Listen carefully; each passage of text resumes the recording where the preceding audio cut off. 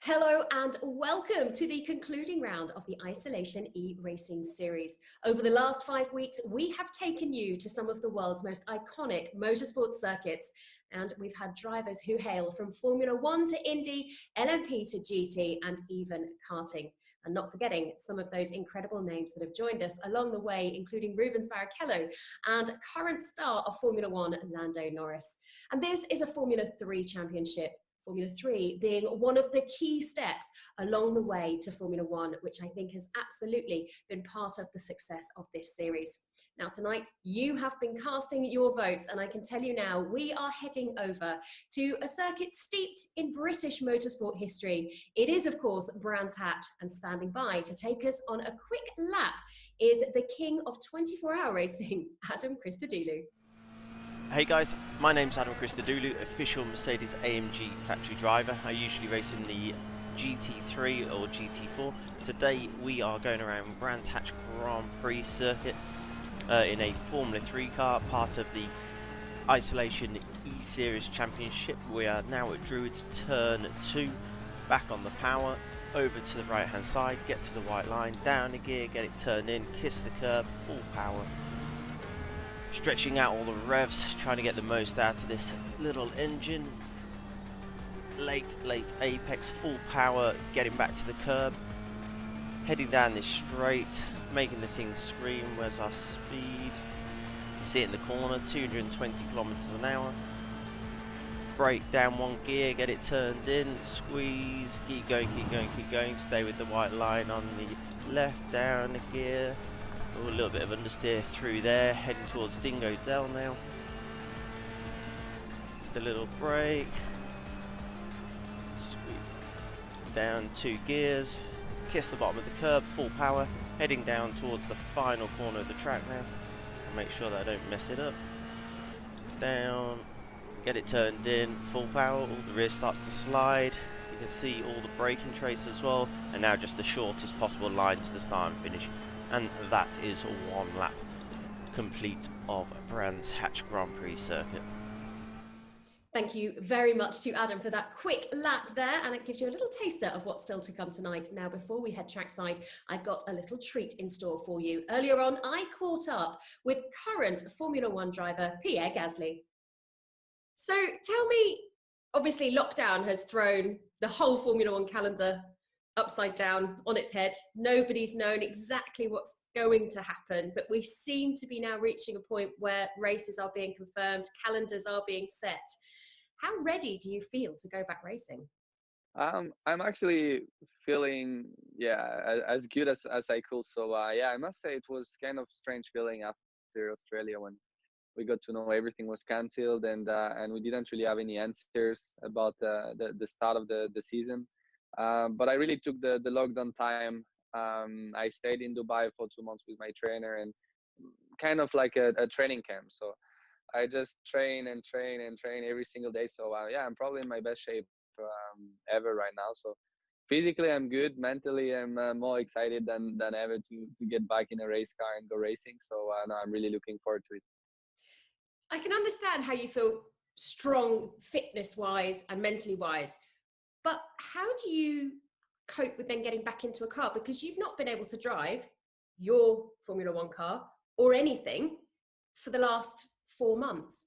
And a tennis player wouldn't go and play in a match without practicing, with his racket and with his ball. How does that work for a Formula One driver? Already you have such limited testing and now such a long period out of the car. Yeah, I think that's a fair point what you said. I think the tricky part in our sport is we never really get to practice. And if you compare with NBA, football, or soccer or tennis player, they're on the court on the pitch every day to practice their skills. And that's something that is tough already in normal condition. But no, we haven't been racing for the last 7 months, I think, because last race was in Abu Dhabi. And yeah, I'm sure it's gonna feel strange initially to jump back in the car, because I've never had to wait such a long time. But we're all gonna be in the same boat. It's gonna be the same thing for everybody, and will be important to get up to speed and get the feelings back as quickly as possible, because we'll be straight thrown into the first race, the 5th of July. New livery on the car, the brand new AlphaTauri branding on the team now as well. Tell me a little bit about the AlphaTauri branding. Yeah, I must say it's pretty cool. So it's a new start and a fresh start for us this season because yeah, we are no longer Toro Rosso. We changed the full livery, we changed the team's name, and yeah, I must say I'm excited to be part of this story. You know, we start something new, and we have got this new brand on board that will try to grow and show the brand in its best shape, hopefully with great results. But I think it's an exciting start for us this year. The car looks fantastic. How did it feel in the test in Barcelona? Yeah, testing in Barcelona went pretty well. We had many laps for reliability was really positive. Performance-wise, as a driver and competitive guy, you always want the car to be faster, and I always push the guys to find more downforce, more speed, more performance. But I think generally overall we were pretty pleased. Well, looking forward to seeing you come back racing. Have a fantastic, what 2020 season is going to be. I don't know how many races have confirmed yet, but I hope it goes well for you. And I'll see you at the track hopefully soon because I'll be in the fan zone when you come back. Okay. I do the fan TV, so when we get back, I'll be there with you. Hopefully soon. Thanks, Pierre. Thank you so much for your time. See you. Take care. See you. Ciao. After 5 weeks, we now reach the season finale of the Isolation eRacing series. Thank you all for joining us live on BT Sport. Tonight, we decide our champion. There you can see the points on screen for you. Felipe Drugovich, our championship leader, will not be racing this evening. He is away testing. So, if you eliminate him from the top, it is very, very close, isn't it? Mohammed Ibrahim, second on 41 points. If he scores over 10 points, then he could take the title. Overall, we have 7 drivers in the running for the title. It's going to be an absolutely fantastic evening of racing. You've probably worked out we're going to be racing around Brands Hatch. As ever, we're going to be racing in F3 cars. We've got Rubens Barrichello here with his son, Dudu Barrichello, as well, along with drivers from series all around the world. Myself, Chris McCarthy, and Jack Canaan will be here to talk you through the first race after this interview with Tristan Nunes. Tristan, of course, thank you for your time and for joining us. You have come from quite an interesting background, I would say. From what I understand it, your family are very much tennis style. Yeah. You know, your dad was a very well-known tennis player and a coach. Yeah. Your brother's ranked as a tennis player. Why are you racing cars? Well, I think it starts with my twin brother, actually. You know, because we're twins, you know, we have the competitive, you know, sibling rivalry, of course. And, you know, my dad being the tennis coach, we were both supposed to go up the tennis ladder, you know, play Wimbledon and all that. But my brother Dylan just had the edge over me. He definitely had the talent, and I had to work harder for it. Around that same time, Derek Bell brought his younger son, Sebastian, to train at my dad's academy. And I mean, I didn't even bother going to the courts anymore. I would just sit with Derek and talk about, you know, his night stints at Le Mans, you know, and the Porsches and all that. So I fell in love with sports car racing even before I started racing go-karts. So has Derek Bell stayed as a bit of a mentor to you at all? Absolutely, yeah. When he is in Boca, I make sure to grab lunch with him and pick his brain of, you know, what I should be looking at. And, you know, if we have, you know, weekends that are a little challenging, you know, I'll ask him, you know, what would you do in this situation? And he's been really, you know, valuable to my career and as far as mentors concerned. So I'm very lucky. Let's go back, because of course you had the little taster there with the Walter Hayes Trophy, which is so loved over here in the UK. But you still have chosen the sports car route, really, haven't you? I think it was the year that I got chosen for the Walter Hayes. He's like, I can't do this anymore, man. It's too expensive. So, you know, racing's an expensive sport. So I kind of really was thinking, okay, how can I make this a career? And sports car racing, right after I won the prototype lights, I was actually racing, because at that time it was ALMS and Grand Am separate. So I had a full plate. But yeah, it just comes back to, you know, the opportunities and really, you know, how can I pursue racing and make a career out of it. And we decided, sports car racing was the way to go with. Well, you're certainly making a big name for yourself. You became the youngest driver to win a Rolex sports car series as well, which is fantastic. Talk to me a little bit about the e-racing. How have you enjoyed yourself? I really didn't know what to expect. I know the first race I jumped in there, I think it was a good 3 seconds off. And I'm like, I don't know where the time is. I don't know where these guys are getting all this time. So spent a lot of time late nights just getting up to speed for the first race, and happy to be mid-pack and just kind of run consistent and stay clean. What's the next step for you real life racing wise? So our first race back to it is July 4th, I believe. We're going back to Daytona, and that'll be a 2-hour and 40-minute sprint race. It's going to be a little eerie, obviously with no fans there and, less crew. It's going to be completely different. I'm not sure what to expect, but I'll tell you what, I'm really excited to get back to real racing. But that's a good thing about the sim stuff. It's, you're able to keep your skills sharp and, work on consistency, and, it's very valuable for the things that, you need to work on as a driver. Thank you so much for joining us. Thank you for your time. I really appreciate it. Great to chat to you. Yeah, thank you for having me. Excited for the last race. Great to hear from Tristan Nunez, the 24-year-old from Florida, former winner of the Formula Ford Walter Hayes Trophy as well, now racing in the IMSA WeatherTech Sports Car Championship, currently second in that series as well. So we have a championship to decide this evening. Before we get to the final where the points will be scored, we have 3 heats. We have just had qualifying. That is going to split the drivers into 3 heats. The driver who qualified pole overall was Mohammed Ibrahim, and he is, of course, in the fight for the title. He is going to be going into Heat 1 along with the drivers who were 4th, 7th, and so on. The drivers who were 2nd, 5th, and 8th, we will see them in Heat number 2, and the drivers 3rd, 6th, and 9th, we will see them in Heat number 3. They will have a heat race. The top 10 will progress through to the final. Drivers 11th and lower in each heat will be put into a consolation race where the top 5 will qualify through. It's 6-lap heat races, 4-lap consolation race, and then the final is where we score points. That's where the title is going to be decided. 7 drivers in the mix. Our championship leader unable to make it tonight due to other commitments, so it is extremely close at the top. Only 1 point between Ibrahim and Yunkadea, and they were 1st and 2nd in qualifying. It's going to be a fantastic evening of racing, and as ever, to help talk me through the action is Jack Canan. Jack, great to have you along once again. It's going to be a good one, this.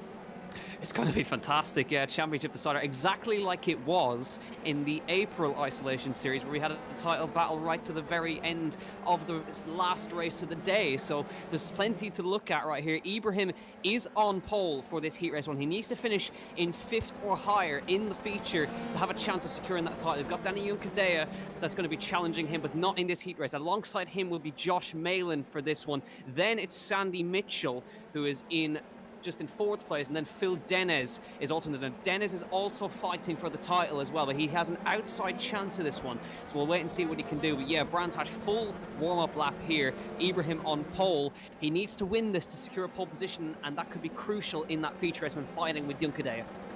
So hopefully we can bring the grid up for you one more time. We'll just tell you who the drivers exactly are to watch in this race. There you can see. So Ibrahim, he is in contention for the title. Phil Denez is in contention for the title as well. Kasper Stuka in 5th place. He is also in contention for the title. And if you look down, 9th place, Rubens Barrichello. He finished on the podium around this very circuit when he was racing in F3 back in 1991. So great to have him back here. Tristan Nunez, who you just heard from, he is starting in 7th. So remember, it's the top 5 who go through. Mohammed Ibrahim, he's one of our championship contenders. That's all he needs to do.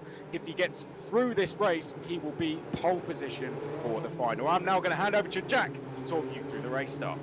Let's get ready to go then. Settle in as Ibrahim controls the pace and away straight away through the final corner at Brands Hatch. He is away as the green flag waves for race number 1 here at Brands Hatch. It's a great start from Mohammed Ibrahim. It's a great start as well for Sandy Mitchell up the inside of Josh Malin trying to follow. Phil Denez round the outside of Paddock Hill on Kasper Stuka. He's fighting with there as they head through to the top of the hill into Druids for the first time. Phil Denez slots in front. He's trying to get up the inside of Kasper Stuka on the exit. They're still neck and neck as they come down the hill for the first time. Dennis should have that, and he does. So he goes through past Kasper Stuka, Sandy Mitchell into third. So it's a great start. Josh Malin managing to hang off against Sandy Mitchell on that start, but Ibrahim controlled that beautifully, and he's out in front with a great gap already. Yeah, this is fantastic stuff from Mohamed Ibrahim. Really calm under pressure for a driver who only races in karting, only 17 years old. Mohamed Ibrahim has a little bit of F4 experience, raced in the Southeast Asia Series last year. Malin sitting there in second. He's been a big improver throughout the series. Then we have Sandy Mitchell, who would have been used to racing this circuit in British F4 with Arden Motorsport a few years ago. Phil Dennis, winner last time, won that very comfortably as well. Phil Dennis is there in fourth place. He has a chance of winning the title today if he gets a good result. At the moment, this would put him through into the final, and this would put him 10th on the grid. So really he'll be looking to get a little bit further up if he can, but taking risks can see you have an incident, and if you have that and finish outside of the top 10, you're going to have to go into a consolation race, of course, Jack. But Ibrahim leads at the end of lap number 1. A little bit wide from Dennis on the exit of Paddock Hill. He's gone for it, looking up the inside of Sandy Mitchell, trying to put him off, coming through. It's almost touching his rear wheel, but has to stay behind. The damage model on these F3s is very vicious, so you can't afford any kind of contact, because the front wing will come off, it'll bend, it'll break, the front wheels will start bending and breaking. Tell you what, Rubens Barrichello doing really, really well in 7th place, up two places from where he started. He's now firmly in the feature race at the moment. Here's your gaps. Ibrahim almost 9/10 of a second clear of Josh Malin, who's hanging in there nicely in 2nd place. Sandy Mitchell under severe pressure from Phil Dennis, though, as we now look back at Miguel Costa, who's challenging Benoit into the end of Hawthorne coming through here. He's in 9th, but Pinero is in that final feature race spot in 10th place at the moment. So we'll have to see how they get on. But there is Rubens Barrichello in his old Jordan livery. We'd love to see that car out on the track once again. But he's hanging in there nicely in 7th. They didn't do too badly at all in Brazil. Yeah, doing very well, isn't he, Rubens Barrichello? Great to have him back. And he had damage in that race as well, didn't he, Jack? And that prevented him from probably getting a really solid top 10 result there. Indeed it did. As we go back to the front now, Ibrahim breaking away out front. Josh Malin, GT5 challenge driver, sitting in second, just losing touch with Ibrahim, falling into the clutches of Sandy Mitchell just a little bit, who's getting chased at the same time by Phil Dennis, the Indy Pro 2000 driver. Of course, the Indy Pro 2000 car was just added into iRacing, so don't be surprised to see Phil Dennis running in a lot of series on iRacing in that car, and Kasper Stuka trying just about hanging on to the back of Phil Dennis. We're right on board with Josh Malin on the rear wing. You can see how close Sandy Mitchell is to the back of his car right now, but right now we're halfway through this race already, and it looks like our top 10 is pretty much secure at the moment, Chris. Yeah, just to give you guys a little bit of a helping hand with who we're following, the top left of your screen where you can see the standings, you'll see a little green dash next to their name, and that's who tells you who we are going to be, who we are watching at that current time. So as you can see, it's Aaron Benoit now, the kart driver who we are looking at. He's in 8th place, so currently this is good enough for him to qualify through to the final. He's within the top 10 positions, but for Ibrahim it is very good out front. If he beats Junkadea and co, then he wins the title. It is as simple as that. He does, however, have to score more than 10 points. This is Ben Barnico fighting away with Ramon Pinero for the last qualifying spot. Ben Barnico, the factory McLaren GT driver, looking to the outside and contact. Pinero spins round. Ben Barnico looked like he gave him a helping hand there. Pinero's now going to cover. Jack, what did you make of that one? Oh, it looked like just a little touch in the rear, potentially some net code as well. There can be problems with that sometimes. Let's have a quick look again as we come through the Sheen curve. He's right on him, and then we come to the outside line. Does he make contact? It's quite hard to see there, but it looks like he gave him just a small tap, and that was enough. And you can see how vicious the damage model is, the rear hanging off the car, but that has allowed now Cian Donaldson to get onto his back. So that fight for 10th, even after that contact, is certainly not over.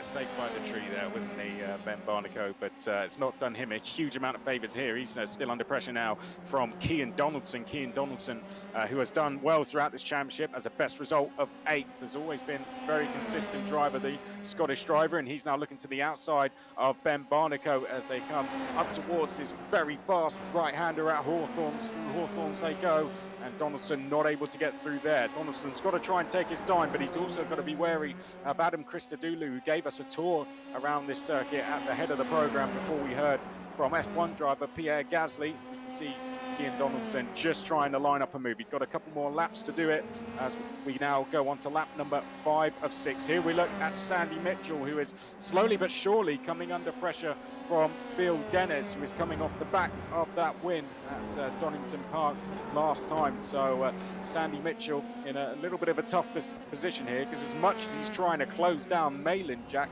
he's got to be wary of Dennis as well.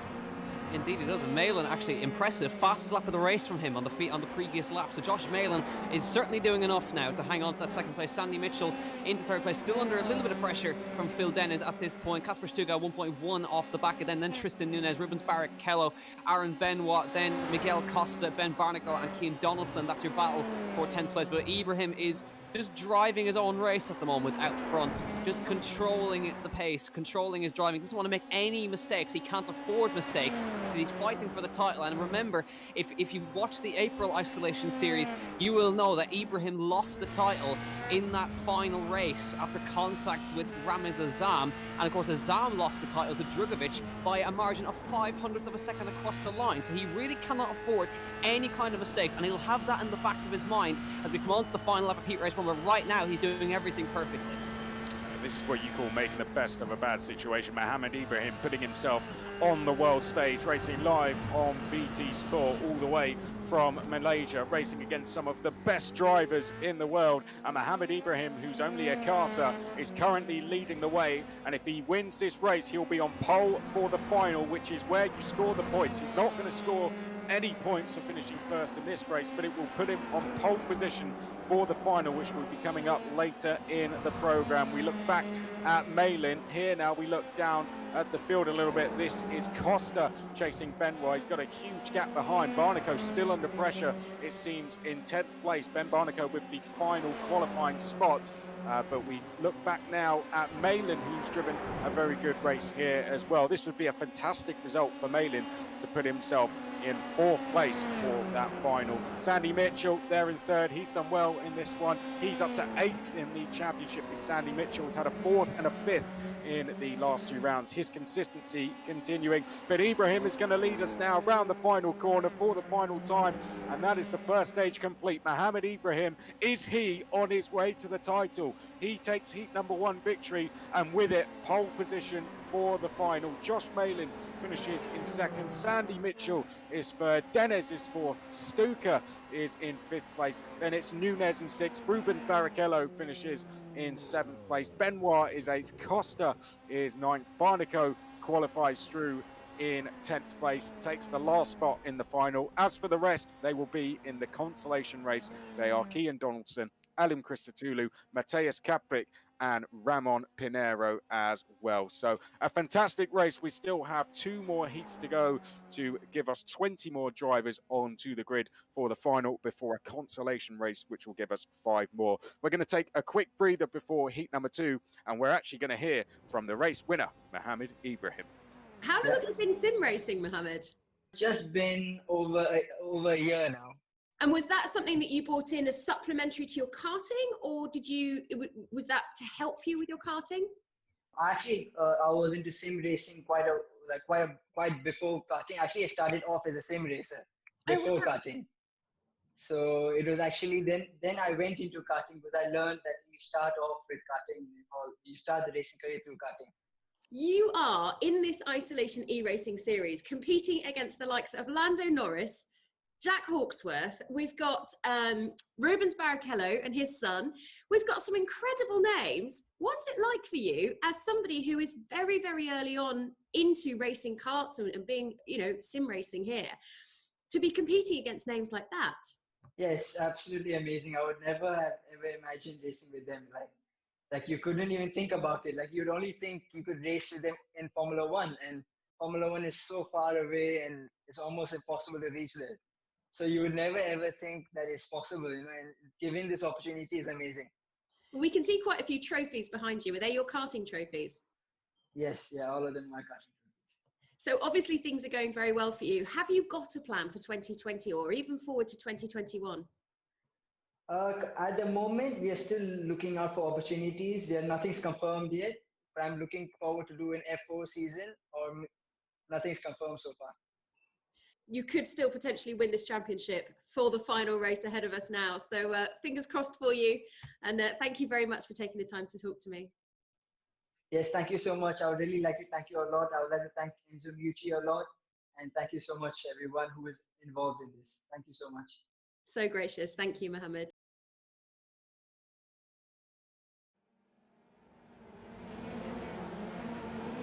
Fantastic to hear from Mohammed Ibrahim. I wonder if we will be hearing from him again later on as our champion. Only time will tell. We have 10 drivers through to the final already. Now we need to get another 10 there, and that's going to be done via heat number 2. So this is the drivers that qualified 2nd, 5th, 8th, and so on. So Yukadeya, he was 2nd in qualifying. Alex Connor was 5th. Ramiz Azam finished in 8th place. And that is how this grid has been formed. Now, Mohammed Ibrahim, he won heat number 1, Jack, so he is going to take pole position. Danny Yukadeya is on pole. If he finishes first here, he will start alongside him for that final, and they are only split by 1 point fighting for this championship. So Danny Yukadeya is definitely one to watch in this race when it comes to this championship. Let's quickly run through the grid then. We've got Yukadeya, Connor, Azam, Roland, Dudu Barrichello, James Davison, Ollie Bierman, Yves Baltaz, Will Stevens, Mahavir Raghunathan, Mateus Orella, Chris Tarhan rounds out the field. So very important in terms of the championship, this, Jack. Really important. Yukadeya essentially cannot afford to not win this one as they come around the final couple of corners. It's Yukadeya, Alex Connor.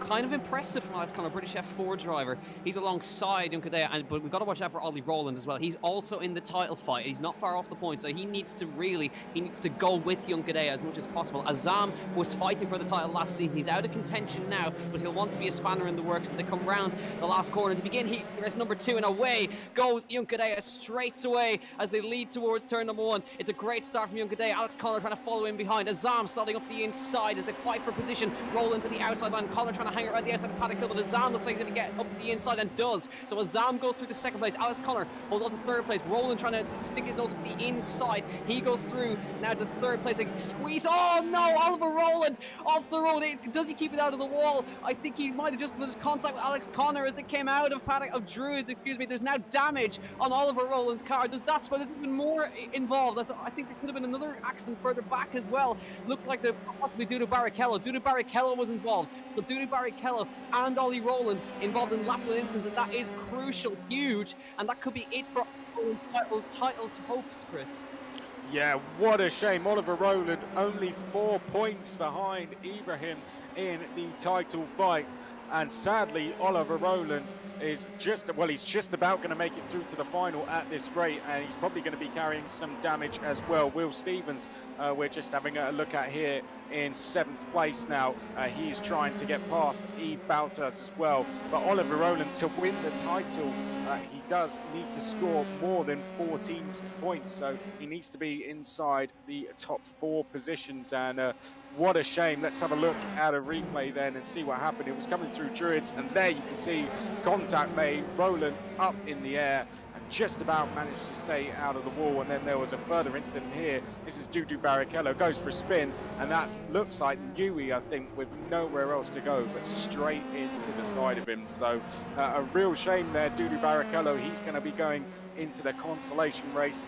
The drivers going into the consolation race are going to be Tarhan, Barrichello and Yui. It looks like they're going to be going no further, so Roland will just about sneak through into that feature race. But out front is good news so far for Yukadeya. He leads from Azam, Davison and Bierman. This is a fight a little bit further back. This is Mahavir Raghunathan defending as they go up towards Hawthorns. This on lap number 2. He's got drivers trying to go either side. Oh no, someone goes straight on there. That is Mateus Orella, who looked to be squeezed onto the grass.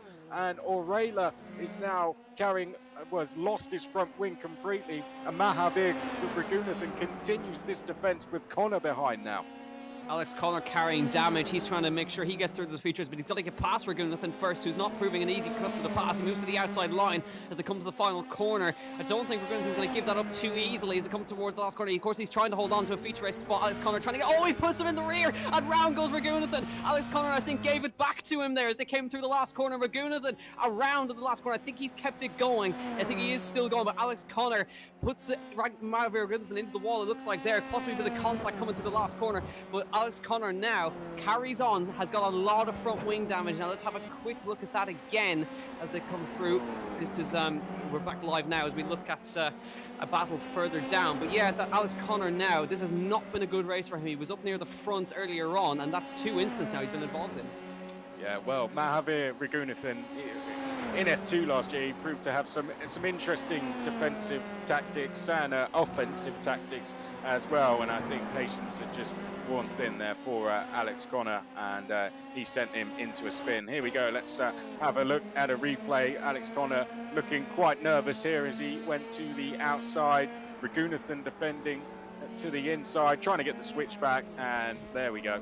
See you later, and off he goes. So Alex Connor, who actually had his best result in the British F4 Championship here last year, would have been really excited for this round, I'm sure, but unfortunately, Alex Connor is going to be starting way down the field in the feature race. Someone who isn't is going to be Ollie Bierman. That's if he can keep this going. He's on the attack here of James Davison, having a little sneak up the inside. Ollie Bierman is very close, I'm sure, to racing round Brands Hatch in F4 cars. Davison, an Indy 500 regular, so 2 drivers at very different stages of their career, but this Isolation eRacing series has given them a chance to fight against each other live on BT Sport in F3 cars.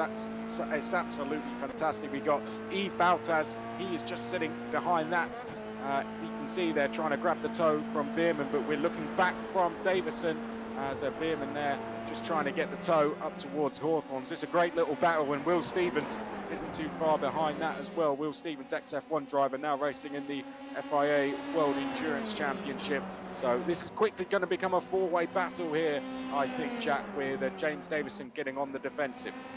Yeah, indeed. So we still now have a couple of laps to go. Junkadea leads from Azam. This battle now is 4 seconds behind Azam as we stick with James Davis and Ollie Bierman. Yves Baltas doing well. Will Stevens in there, and they've got a 14-second gap. And James Davison immediately trying to put a little defence on. Bierman looking to the inside as they come towards Paddock Kilbenny. He's right on him as they come round, clouts the curb there. He had a big oversteer moment coming out of Drew that time. Is he going to have a think about up the inside? Oh, he goes late on the brakes. He's trying his best, but he might leave the door open to Yves Baltas, who's now firmly in the battle. This is going to be really interesting. Further down, Alex Connor, 14 seconds back. Ragunathan still in. Roland is in, and Harrison Newey is in this feature race. Top 10 go through now. Yves Baltas to the outside line. This is proving really intriguing battle now for the third place, excuse me. Now down towards Hawthorn. Yves Baltas to the inside line. Davison trying to cover it off on the inside line. Baltas will have the slipstream from James Davison ahead. He should be able to slot in front of Ollie Bierman as they come through, with Bierman round the outside of all contact. Ollie Bierman off into the gravel, and the rear end destroyed, and that is it for Ollie Bierman's opportunity to go through. The smallest bit of contact, and that was it. Now Yves Baltas tries to fend off Will Stevens for 5th place as they come up through Sheen Curve. What a shame for Ollie Bierman. Just the smallest contact, and round he went into the barrier. Nothing he could have done, and that's ended his chances of making it through to the feature. We need another look at that one. It's that was a hard one to call, really, but Baltaz emerges from it in 4th place. Here we go. Let's have another look then. So Bierman's looking to the outside, and just Baltaz, I think, had just run slightly wide. Taking a little bit too much speed in maybe, and just made the slightest of contact with Bierman. A racing incident, in my opinion. I don't think you can put blame to either driver, but let's head back now to the leader, because for the title, this is absolutely crucial. Danny Junkadea is going to start alongside Mohamed Ibrahim on the front row in the final. Now, they are only separated by 1 point in the championship, with Junkadea behind. However, they are both 10 points back from Felipe Drugovich, so they both need to score more than 10 points, which is basically top 4 finishes. If either of them get a top 4 finish, they will be champion. If they're both in the top 4, then it's who finishes in front of each other. And Danny Juncadella, this is looking good, Jack. He's going to be putting himself on the front row for the final. He nearly ended it there on the grass. He nearly got on the power a little bit too early, but he comes to the last corner. Danny Juncadella, he's done everything he needs to do with the heat races. He wins heat race number 2 here in Brands Hatch. Ramazan with a really impressive drive to second place, and James Davison will probably survive the attacks from all those drivers behind him. James Davison in 3rd, Yves Baltas in 4th, and Will Stevens in 5th. What a shame for Alex Connor. He's still going to make it through, but that's a long way down the grid.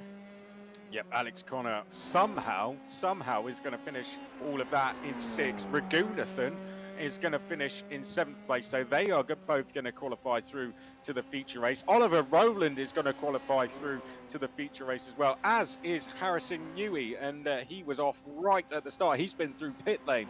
He's going to be 9th, and Mateus Orela also, who had a big off, he's going to qualify through. For Dudu Barrichello, Chris Tarhan and Ollie Bierman, they are going to go into the consolation race. Only one more heat to go before that consolation race, and then the feature race. Look at this, Mateus Orela. I don't think he would have expected to qualify through to the feature race like that, but stranger things have happened, I guess. So one more heat to go before those consolation and feature races. Now, though, we're going to go back to Gemma Scott, and this time she caught up with Raoul Hyman. What's 2020 holding for you now? We are coming out of lockdown. I know that found out today that Landon Norris has been testing Formula 3 cars at Silverstone to get his racecraft back into place. What's the next step for you? At the moment, it looks like I'm going to Japan to race over there, single seaters. So I'm really excited about that. They looking at calendars and so on, it's going to start towards the end of August. So I've still got to wait, which is not great. Especially when, you know, I'm on Instagram and all this, and you see everybody starting testing again, and I'm just like, they're doing it for real, and I'm sitting at a simulator. But no, I'm looking forward to it. So doing all I can to get ready for that. Virtually training, of course. It's nice to be able to obviously go outside, train with a few more people now as well. Now, I saw a picture on your Instagram as well of you with all your full graduation robes and your helmet. You've just graduated in law. That's incredible. I have, yeah. So I did. So I've done an undergrad in law, and the picture you saw from my more recent one, which was the master's. So the first graduation, I was like, am I gonna do it? You know, because I thought, right, I want to just go in my race suit and helmet and everything, and then when you go up and shake the dean's hand and all that, it would be pretty funny, right? I didn't do it. I kind of chickened out at the last minute. So the last one, I thought, right, let's get it done, right? So I got up. Okay, I didn't put the suit on and all that, but I brought my helmet with, so I was just that little bit extra. And we took a couple pictures and all that. And what was nice was that I actually ended up graduating with my sister, who did the same course. So it was a pretty cool day. Wonderful, actually, to find out a bit more about you and to get to know you a bit, and really interesting to hear you're heading over to Japan. Thank you. Thanks very much. I appreciate the time also for the interview. And of course, just about the series itself, I hadn't had a chance, but I've been speaking with Enzo Mucci, who's been really on it with organizing everything, and like what he's managed to do with the series itself has been pretty awesome. So to have so many drivers get involved, and then I mean, for me, it's pretty awesome that we've got a slot on on TV now as well. It's been pretty great, and it adds an extra incentive to sort of get the hours in on the sim, and try and get a result. So I've really enjoyed it as well. So thanks to you guys.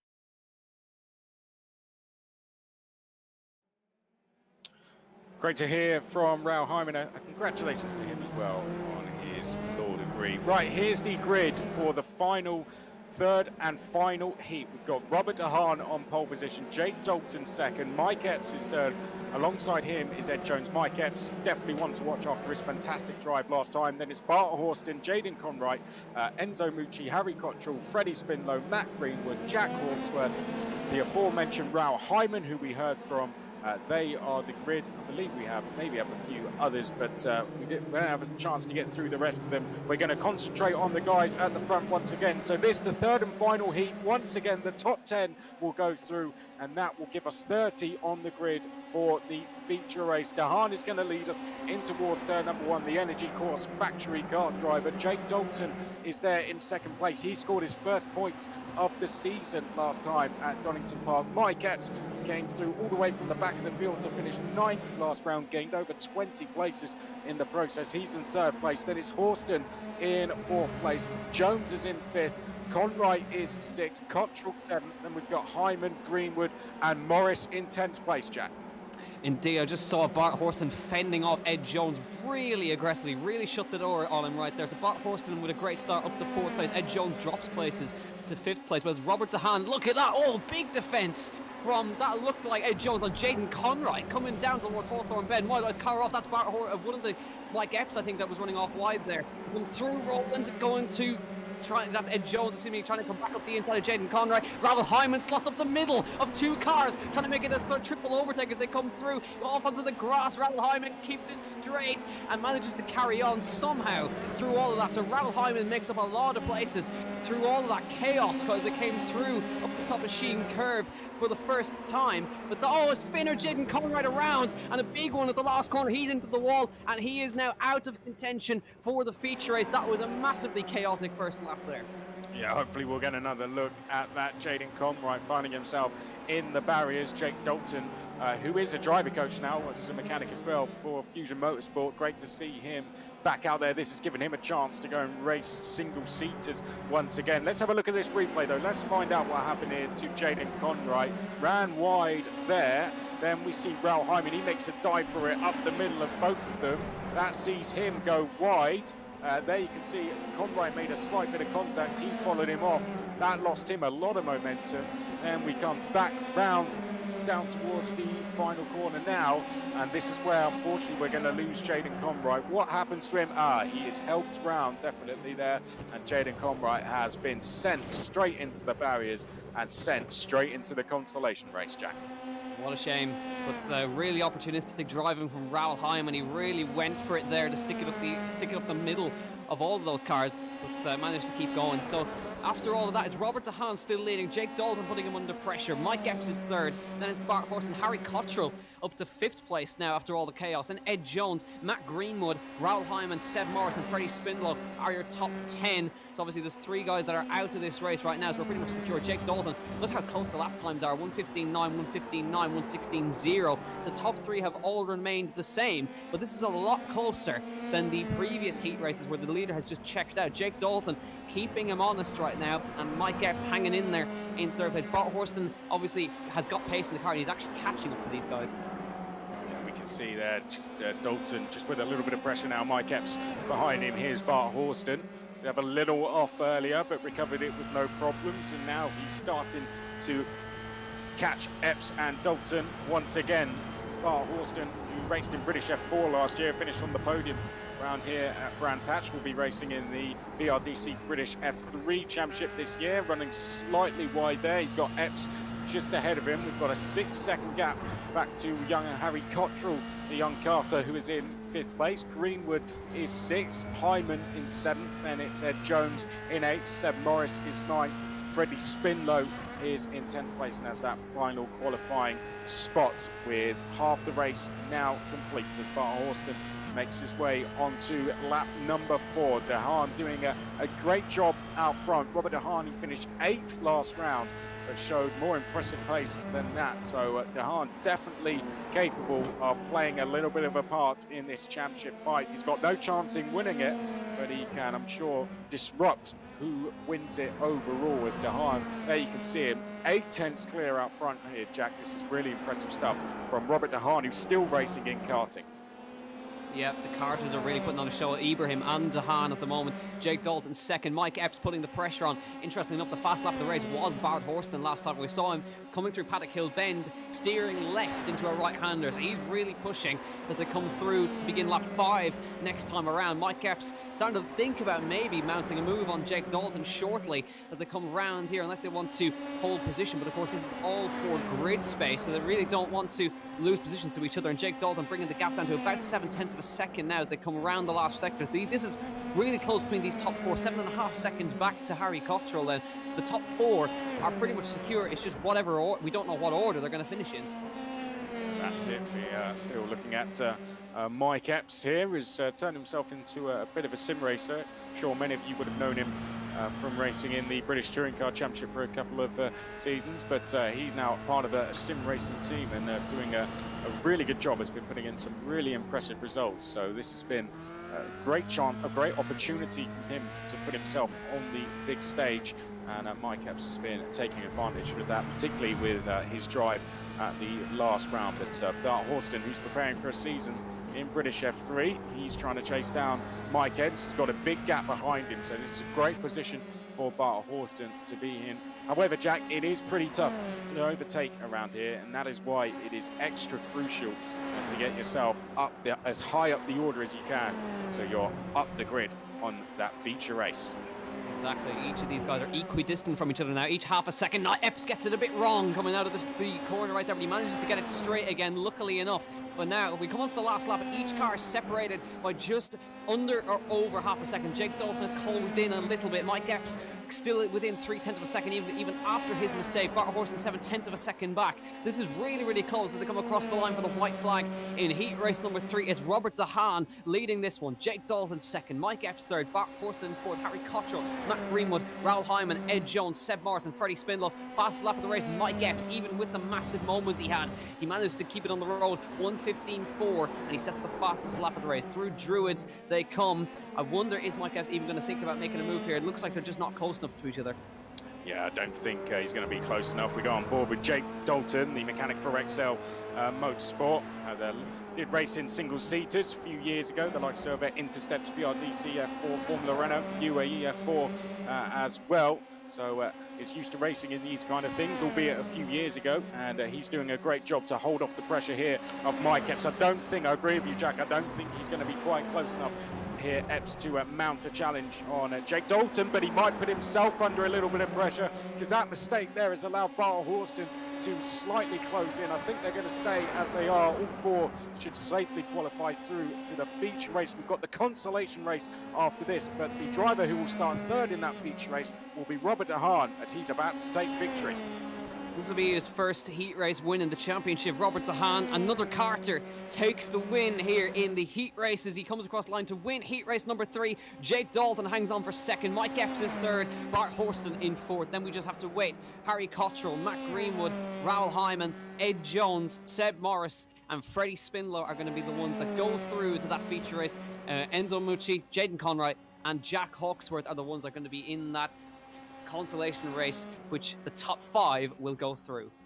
Yep, so we are going to have that consolation race, and then the feature race is where we're going to decide our champion. That's where the points are scored. The drivers who have finished 11th and lower this evening in the heat races, they're going to be in that consolation race. It's going to be a 4-lapper with the top 5 going through. That's going to be happening in the background. But for you guys, we're going to take you to a very special interview now. Gemma Scott caught up fresh from a deserted island, minus Wilson, with Trevor Carlin.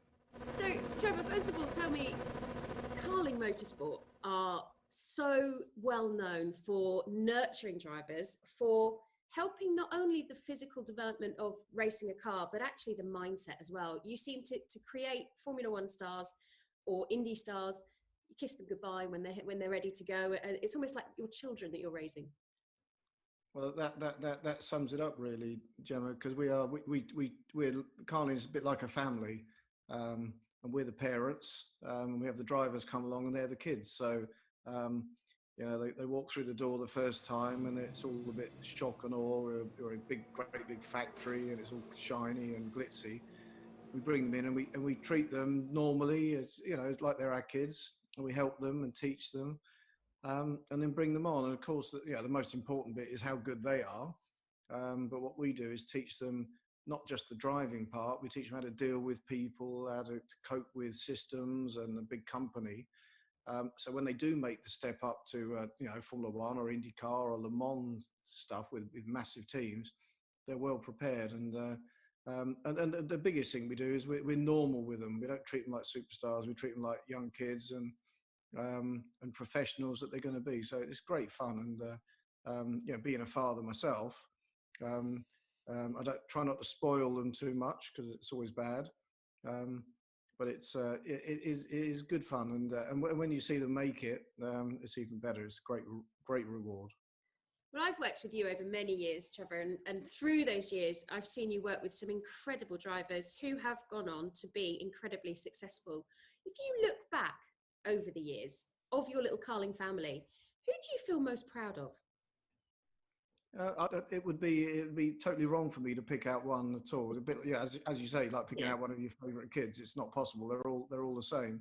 I mean, I've got the same feelings towards some of my mechanics and engineers that have been with me for such a long time. So, you know, I'm not just a father to the drivers, I'm father to engineers and mechanics and team managers. I guess I'm intrigued to know about Formula 3 most of all then, because this is a Formula 3 series that we're running here for the Isolation eRacing. And Formula 3, people have a real passion for and a real fondness for the car and for that particular level in motorsport. You know, the drivers talk about how challenging the car is. What is it that has kept that such a long running championship, but also so crucial for drivers to be part of?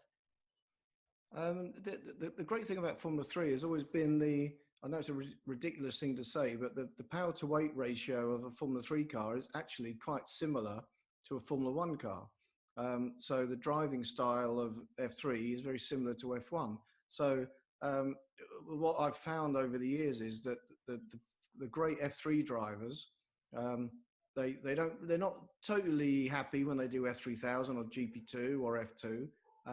But when they get to F1, they think, oh, this is fantastic. But when they come back and test an F3 car a few years later, they think, oh, they love the purity of it. I mean, the crazy thing is today, we've been at Silverstone testing today. Of course, we don't have F1 cars, so we're not allowed to test F2 cars, but we've been testing F3 cars with a Formula 1 driver. And he's had the most fun. He's just got his eye back in because he hasn't driven for 3 months. So it's been great fun, and he's just had a wonderful 2 days. And he says it just reminds him what a great time he had when he raced Formula 3. Are you allowed to tell us who that driver was? Yeah, it was Lando, because it was Landon Norris. Oh, fantastic. He's been competing in this series with us as well. He was in the first round, I believe. And he was talking to us about how important the sim has been to keep him on point. But I guess now, like you say, with such a long gap from being in a real car, with the winter break as well for the drivers, you know, it must be crucial to get back into whatever they can, almost on track. Yeah, I mean, Lando and his manager, Mark, have got a fantastic attitude to this. A lot of people say, oh, well, if you're good enough to be a Formula 1 driver, you don't need to practice. Well, Lando and Mark, they disagree, because Lando's always done the sim stuff, and he's mostly done it for fun. Now he's in Formula 1, he has to take it very seriously and do development on the F1 sim. But what Mark and Lando say is that actually, can you imagine a Roger Federer or one of the top golfers not playing tennis or golf for 3 months and then going straight into a tournament? True. They never do it. They practice, and that's what Lando's done this week. He's done some practice, and you know, he's going to arrive in Red Bull Ring, and he's going to be sharp. He's going to be the wind noise. There's nothing like simulated stuff, and esports is fantastic. It fills a hole. It's a great niche, and it's very achievable for a lot of people that can't afford to drive real cars.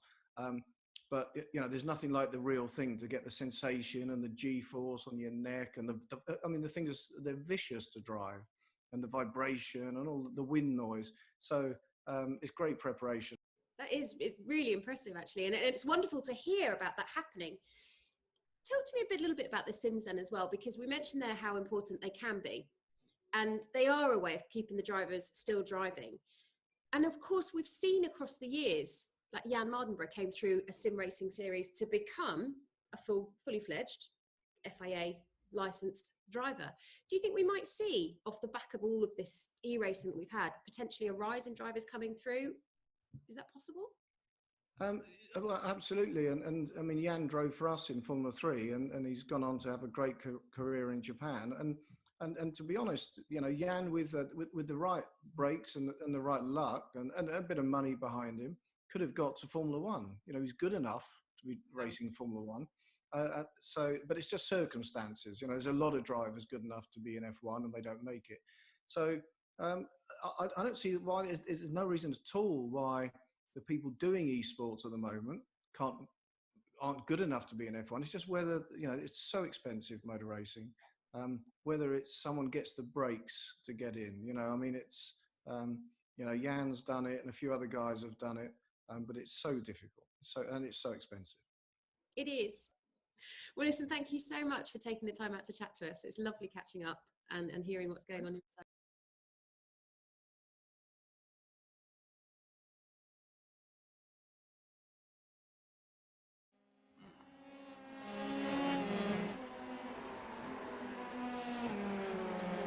Great to hear from Trevor Carlin there. We have to say congratulations to them on their 6th place over in Texas. However, Trevor Carlin has definitely been in isolation there, Jack.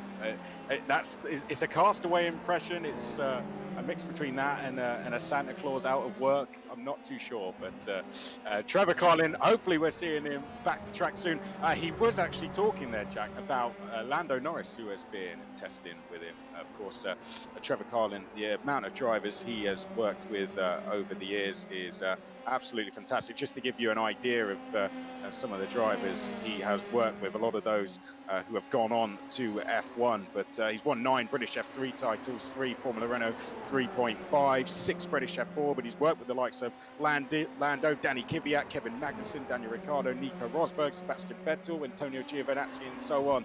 So great to have him chatting with us. We thank him for his time. However, Jack, we're coming towards the end of a consolation race. The top 5 are going to go through. Why don't you tell us what's happened? Well, there was a 3-car pile-up in turn number 1, which wiped out most of the drive. But here we go to the line. It could be really close between Behrman and Tarhan. Behrman round the outside of the final corner. Run for the line between these two for an extra spot on the grid. Here they come. Who's going to get it across the line? Behrman just gets in front of Christopher Tarhan. Great result. Dunu Barrichello has just won that one. Cian Donaldson piles into the wall in paddock hill. And then it is Ollie Behrman, Christopher Tarhan and Ramon Pinheiro who nabs that final spot on the grid for the feature. Out of this race was Chris Dulu, Mucci, Caprick, Conroy and Hawksworth. Well, that decides our 35-car grid for the feature race. And while we're gridding up, we're going to bring in Gemma Scott, our host, Gemma, who's been speaking to everyone and doing all our interviews throughout the series. Gemma, how has it been chatting to all the drivers throughout the series and the likes of Trevor Carlin as well? Thanks a lot, Chris. It's been wonderful, actually, I have to say. I mean, I've worked with Trevor a lot over the years throughout the championships that I've been involved in. And it's just nice to see everybody's take on coming together throughout isolation and the crisis that we're in. But it's also interesting to see how the drivers, you know, they lose any ego, really. And they're chatting to us, that they're sharing tips with other drivers as well. It's really been humbling to see how everybody has reacted to everything and come together, and a great time for me chatting to as many drivers as I have been from home. And you know, how has it been, seeing the drivers getting involved so deeply in a championship like this, which has been so close and has had them, racing against old teammates, good friends, and drivers of all ages racing against each other. We've had the likes of Rubens Barrichello, who we have in here now. How has it been seeing them get interested around racing again? Because it must have been very easy for some people to almost fall out of love with it for a while. I think what's interesting is seeing people's reaction to the e-racing, to be honest, Chris, because they've all been saying how this started off as a bit of fun. It was gaming, it was a bit of downtime for them, but they've all started to take it more and more seriously. Speaking to Mike Epps, he was saying how this has allowed him to look at getting a real sponsor to get back into racing in real life. But also, like you say, they're driving against friends who they might not be driving against all the time, old teammates who they're no longer side by side, and really enjoying the Formula 3 car as well, because that's one of the cars that so many drivers feel is a favourite. And for our pole sitter, Mohammed Ibrahim, what an opportunity this is for him. 17 years old, racing in karting. He's on BT Sport Live now, racing against some of the biggest names in the sport, and he's got a chance here right now to win this title. How adorable was he this week when I spoke to him? So humbled.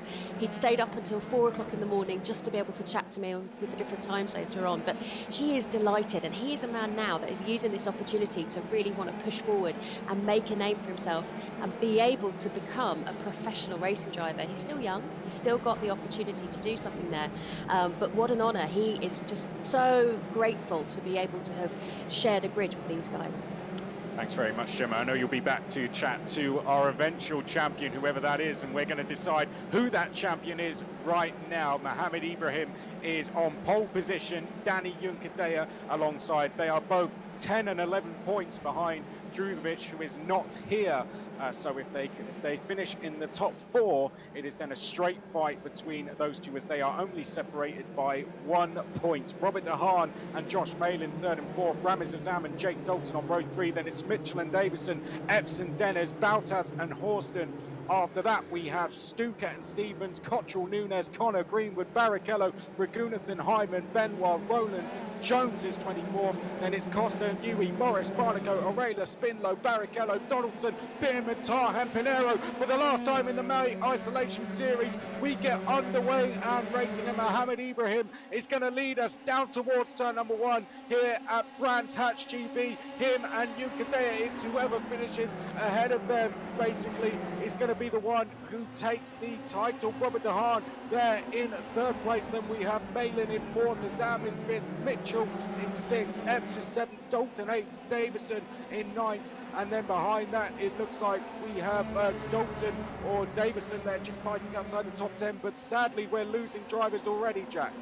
Yeah, it looks like unfortunate 4 cars out already. Benoit, Costa, Spindler, and one of the Barrichellos is already out, but Ibrahim got the start incredibly perfect. He leads now. Juncadella is 2nd. Robert De Haan starting to put a bit of pressure on Juncadella as they run down towards Hawthorne for the first time. Josh Malin behind him. Then it's Azam and Sandy Mitchell and Mike Epps. So there's plenty to come in this race. 10 laps around Brands Hatch. Can Ibrahim do enough? At the moment, he is in the box seat to win the title. If Juncadella gets in front of him, he will no longer win the title. So it's easily done. Mitchell to the outside of Azam in the background as it starts to fight it out for further positions further down, and you've got Mike Epps slotting in behind him. Phil Dennis, Lewis, there's Twitch and Azam into the wall, out of this race already. A twitch on the entry, and he's already out. It's been a terrible season, unfortunately, for Ramiz Azam, and again it comes to an end in the wall. What a shame. Let's have a quick look at that again as he just came into the corner. It was such an easy one to lose on the entry to Sheen, and that has just ended this race immediately.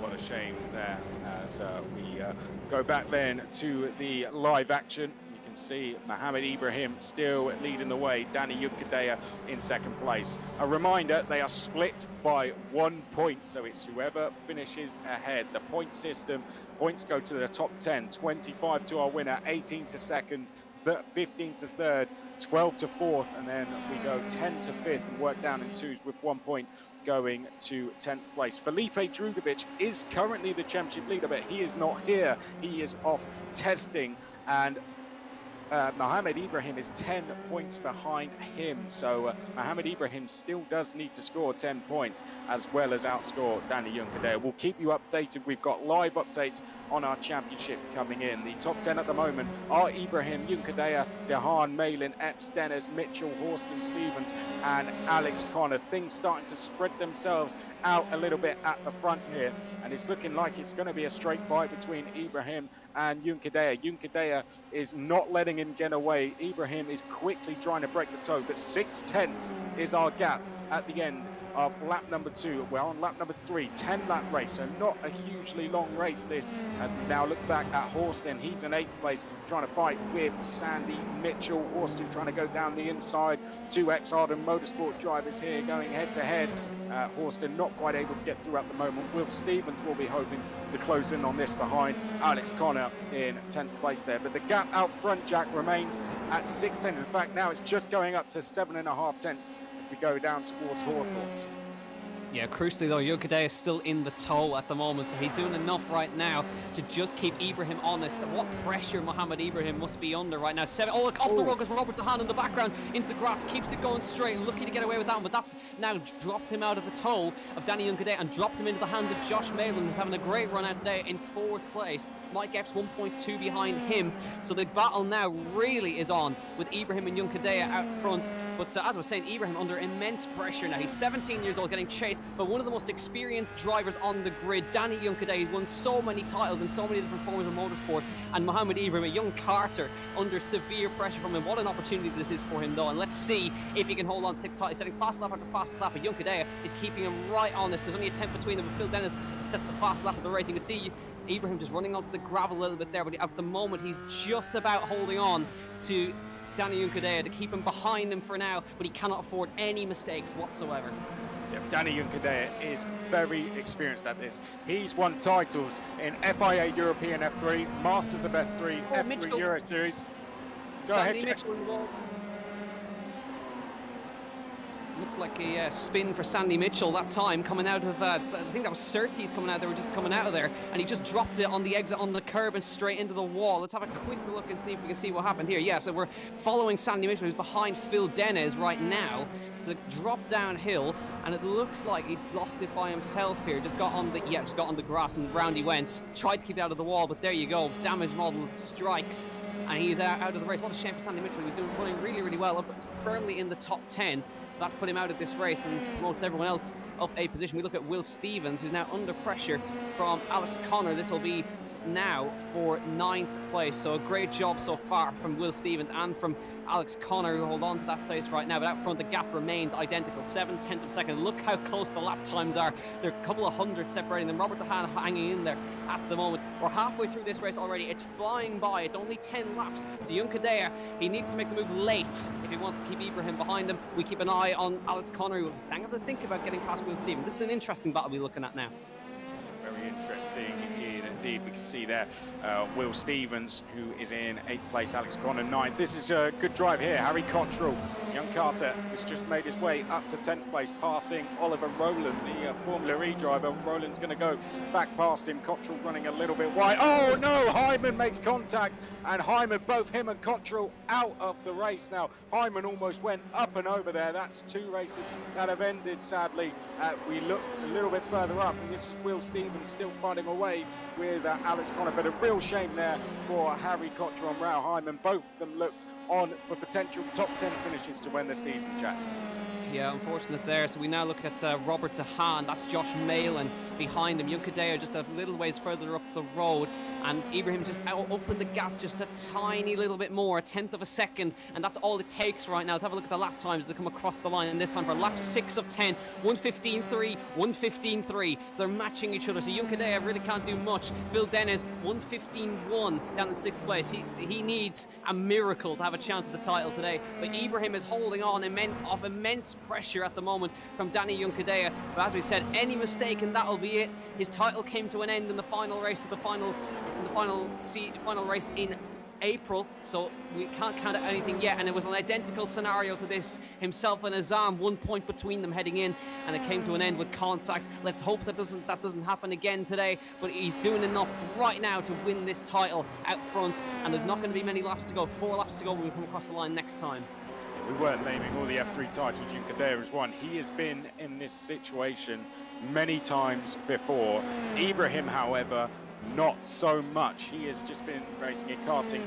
In esports, potentially he has been in this situation many times before, but not at this level, not on a championship that is going live on BT Sport. So Mohammed Ibrahim, I'm sure he's feeling the pressure in there, but at the moment he's dealing with it very, very well. And it's almost quite fitting here that we have 2 drivers out front fighting with each other for not only race victory, but for championship victory as well. Josh Malin, he's here in 4th place. This will be a good way for him to round out the season. He hasn't actually scored any points so far this season. He's come very close on a number of occasions, so it'd be good for him to go out with a good result. Robert De Haan could end this with a podium.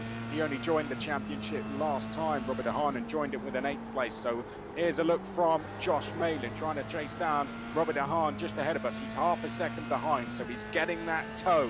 And if Ibrahim and Juncadella start to fight with each other for the lead, that could very much become a battle for the lead. This is the battle for the last point, in fact the last 2 points, because it's Will Stevens versus Oliver Rowland, I think, as they make their way down towards Hawthorns. Will Stevens is nearest to us, looking to the outside. Rowland defending on the inside. It's been a good drive from Rowland to come through from the back of the grid to get himself into the points. Very impressive stuff this from Oliver Rowland, who was a title contender at the start of the show. If he gets some points, he could still end the season in the top 5, as we now go back to the battle for 3rd, Jack.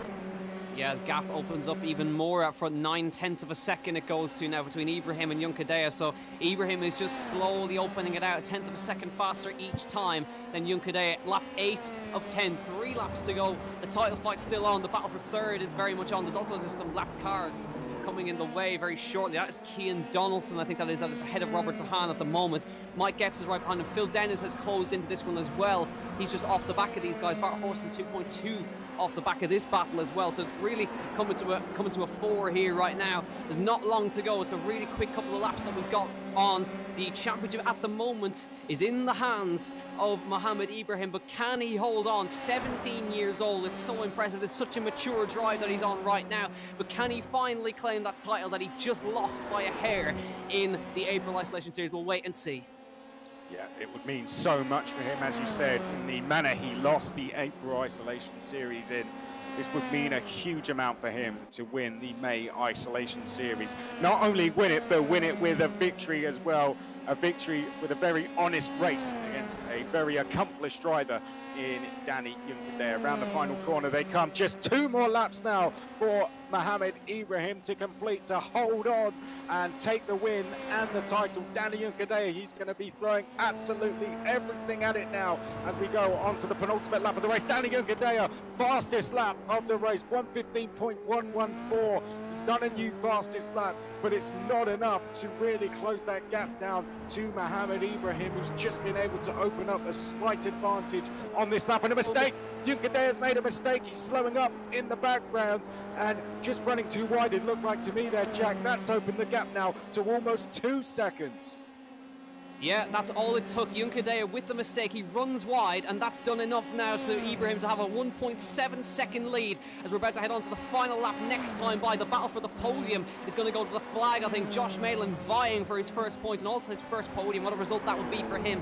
Phil Dennis in 5th. He's got ahead of Mike Epps. So Phil Dennis trying to close down on this battle as well. Bart Horston is closing in as well. But right now, about to head on to the final lap. Mohammed Ibrahim, he's held on so far. He's got 1 more lap to hold off the attack of Danny Junkadea to win the title here in Brands Hatch, live on BT Sport in front of so many people. 17 years of age, a Carter from India. Can he hang on to win this title? He can't afford mistakes. 1 more lap to go. Yep, 1 more lap to go. How impressed have you been, Jack? You've watched him over the April Isolation Series and this series as well. He started with a win. He's had a 6th to 14th and a 6th since then. Very consistent. How impressed have you been with him? It's been a great honour to see Ibrahim progress as a driver the whole way through the series in April, the series in May. He won a couple of races in April as well, but lost out on the title in the final race, like today, of course, where he's holding on to the win. He was fighting for the win last season, but it didn't really come to fruition. Drugovic just stole it in the last race after there was contact between Ibrahim and Azam for the title in Watkins Glen. It was at in the final race, Road Atlanta, excuse me, that it was where it was in the final round. But Ibrahim, he's in the final sector now. What must he be thinking? He must be sweating so much. He's been under severe pressure all race long through Sheen Curve for the final time. No mistakes at the moment. He can't afford any in the final 2 corners. He's focused. He's done everything right. Won every race today he's been in through the last corner at Clark Curve. 17 years of age from India. What a drive. He comes to the line. Mohammed Ibrahim wins and is the champion of the May Isolation Series live on BT Sport. What a drive from him. He hangs on against Danny Junkadea, and what a drive it was. Unbelievable. Totally deserves it and wins ahead of Danny Junkadea, and he must be over the moon. A young Carter wins the title. What a story. Mohammed Ibrahim, he started the season with a win and he ends it with a win, and not only a win, a likes to flag one as well. Absolutely fantastic stuff for Mohammed Ibrahim. He is the May Isolation Series champion, and he does it live on BT Sport. Fantastic stuff from Ibrahim. Danny Junkadea kept him very, very honest throughout the championship, and he will finish the championship in 2nd place. Brilliant stuff from Danny Junkadea, who joined this season late. He did not compete at round number 1, so he was already down by 25 points on Ibrahim, and to finish only 8 points behind at the end of the season is very impressive. Third in the championship will be Felipe Drugovich. Fourth in the championship will be Phil Dennis with 41 points. Oliver Rowland will be fifth in the championship with 38. Then it will be Stuka, Crawford, Mitchell, and Epps. That is the top 10 in the championship. But your race winner and your championship winner is Mohammed Ibrahim. Gemma, we're going to come to you now to get all the reaction. I'm sure we'll have Mohammed Ibrahim in very shortly, but what a drive that was from him. Yeah, what an incredible finish, and something that we were hoping would happen and would come into place tonight for him, with the passion that he's shown for this. He is going to be joining us for interview very, very soon. I believe we've got Danny Junkadea with us beforehand. Danny, we've just seen you doing some donuts out on track to celebrate that second place there. Did you enjoy that race? You were pushing hard, but you just didn't manage to catch Mohammed. Yeah, hello everyone again. Great event.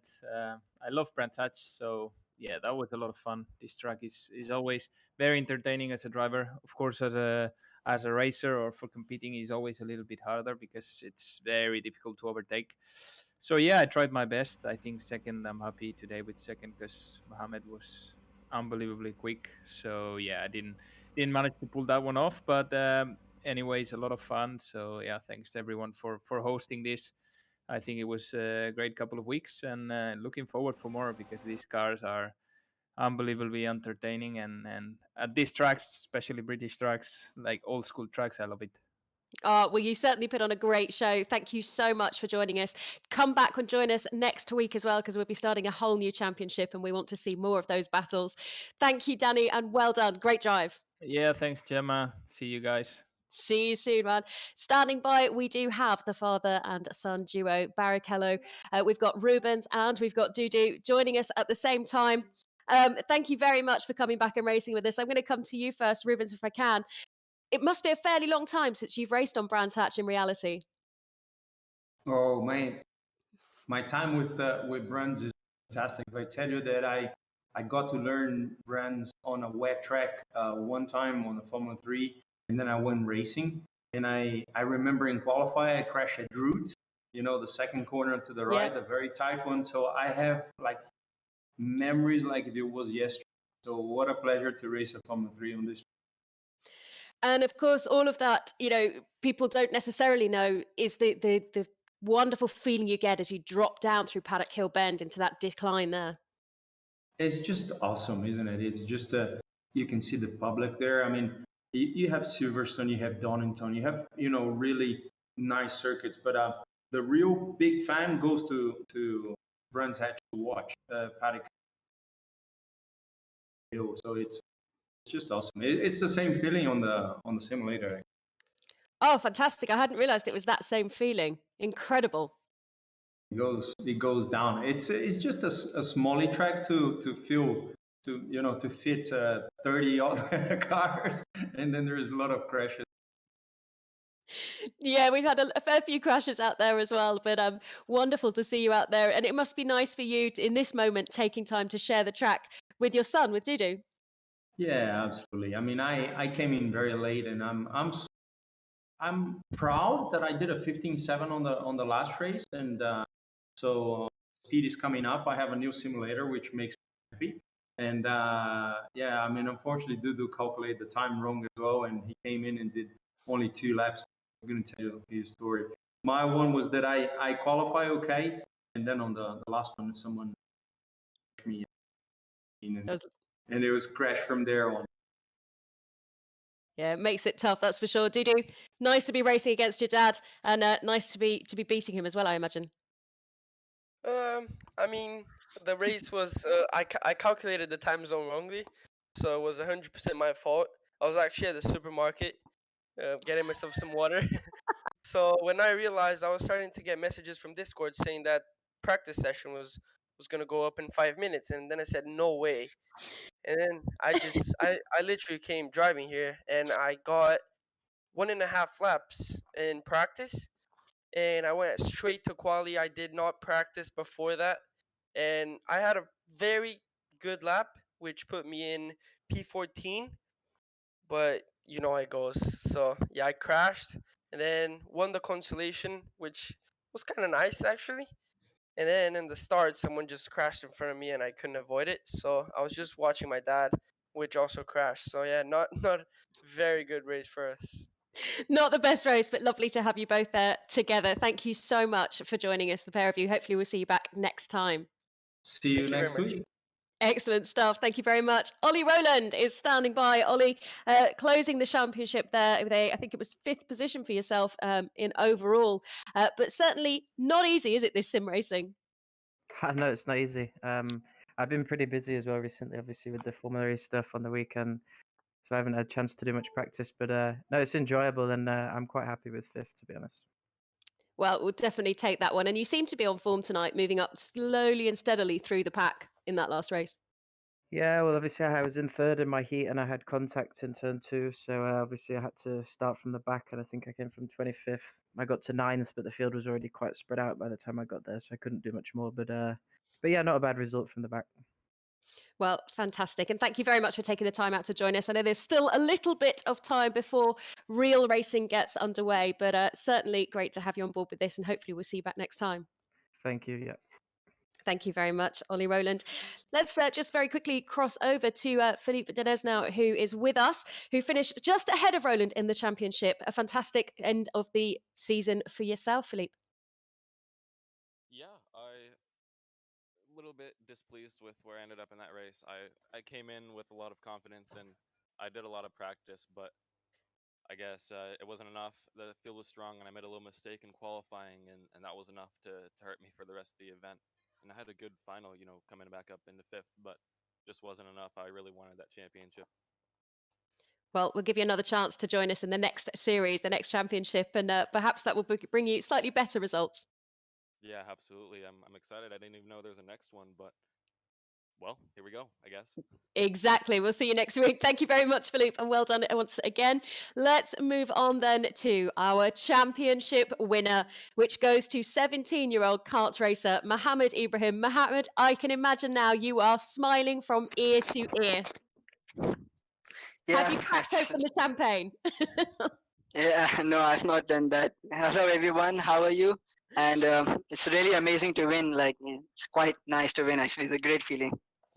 I can imagine so. And to be able to be ahead of some of the drivers that you've beaten tonight as well must give you a real boost, knowing that coming slowly out of isolation, you will be going racing again. And this has given you quite a lot of experience. Yeah, it's really good thing to do when you have no racing to do in real life. This is the only thing which can keep you alert and like be in a championship scenario and keep driving a car and just keep learning, even when you're not driving in real life. Absolutely. And after missing out on the April title by just a tiny, tiny hair, this one has sealed it for you. One to go down in history, I think. And also for you, I know that you know the BT Sport channel from when you lived over here. A wonderful feeling to know that has, been the first esports series broadcast live on television over here, and you've won it. Yeah, it's amazing to be on BT Sport. I would really like to thank Enzo Miucci. I would like to thank the commentators for making this happen and all the people who have organized this event. And I would like to thank you as well. And I would like to thank my sponsor for this race. Well, you are very, very welcome, Mohammed. It's been lovely having you on board. Your passion, your enthusiasm and your energy are just wonderful, as is the graciousness that you come to every single race with. Thank you very much. And once again, congratulations. You, my friend, can go and have a lovely glass of champagne. Yeah, thank you so much. I would really like to thank everyone. See you. Bye. You're welcome. Thanks, Mohammed. Well, that was fantastic.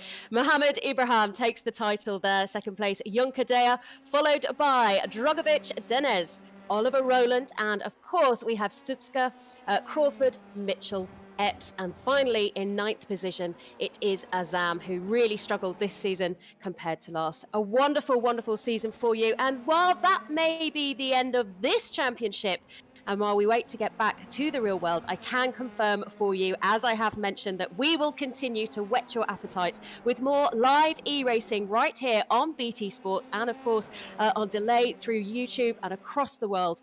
That's right, you can join us next week for a brand new championship. And don't forget to hop on over to my Instagram at Gemma Scott TV on Friday mornings at 9 a.m. British summertime for our e-racing extra, where I chat live with one of our competitors, one of our drivers, every single Friday at 9 o'clock. So that's it. All that is left for me to say then is thank you to our commentators. Thank you to everybody who's been involved in putting this particular championship together. And well done once again to Mohammed Ibrahim for a fantastic Isolation eRacing Championship win. We'll see you for a brand new season this time next week. Take care.